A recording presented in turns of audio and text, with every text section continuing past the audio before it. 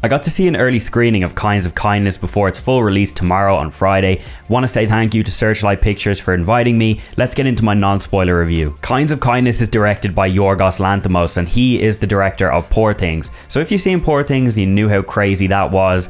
This is down the same route as that, but there's a twist to this movie because it's actually not just one movie, it's 3 stories in one. The first story is about a man who is trying to take back control of his life. The second story is about a man who doesn't think his wife is who she says she is. And the third story is about a woman that searches for someone with a special ability. Now, Jesse Plemons and Emma Stone are basically the 2 main characters in each of these 3 stories, but all 3 stories have no connections to each other.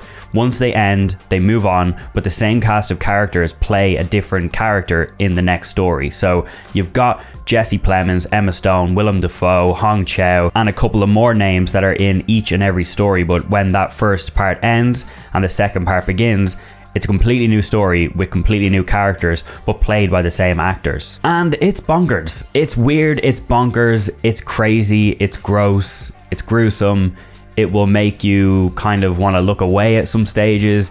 It won't be able to let you look away at some stages. It's wildly entertaining and it's very well made. So I would argue that Jesse Plemons gets more screen time than Emma Stone, especially in the first 2 chapters, the first 2 stories or whatever you want to call them. He is basically the central character, but then in the third story, Emma Stone basically takes the spotlight. But I thought he was phenomenal, Jesse Plemons in particular. Probably one of the best performances I've seen him in, and I thought Emma Stone was fantastic too.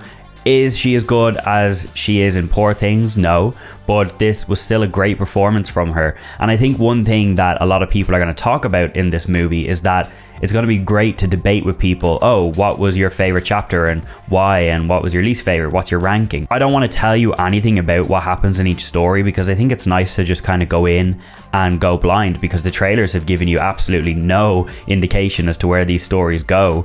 And as I said, they're crazy, weird stories, and some of them can be a little bit confusing. You're going to be sitting there thinking, what is going on? But stick with it, because things do get explained at some stages, other things don't get explained, but I think that's to let you kind of think about it and come up with your own decision. So basically, if I was to give you kind of my thoughts on each one, I would probably say that the second story was my favorite, but I'm going to keep changing my mind here. The third story was probably the most gripping and easy to understand, in my opinion, and the first one does take a little bit of like brain work to kind of actually sit down and be like, right, okay, what is actually happening here? But when you get your head wrapped around it, it's very intriguing and it's entertaining.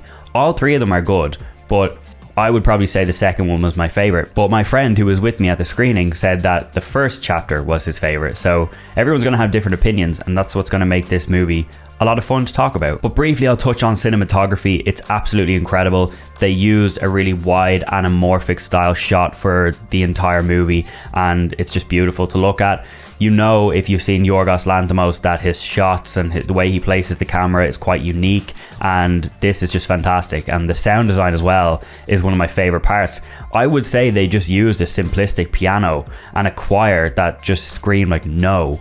Like, you'll understand it when you see it, but the choir that are in the movie, or the singers, they just keep going no. It's very, very well done, but it kind of makes you uneasy. And as I said about the piano, I'm pretty sure there's one sequence where they're just pressing one key on the piano, but it's really impactful and very good. But just before I end my review, I want to say a massive well done and congratulations to Element Pictures. They were the production company behind this, and there's a massive Irish team there based in Dublin, and they were the same with Poor Things. They absolutely aced that. So it's so good to kind of see some Irish talent being shown, and the work that they've done in here is incredible, because this movie will be talked about for quite some time. And I'm going to give it 7 out of 10, 3.5 stars. Other people are going to probably hate it, other people are going to love it. It's going to probably be one of those movies that it's split down the middle, but I really enjoyed my time with it, and you should see Kinds of Kindness when it comes out tomorrow, Friday, 28th of June.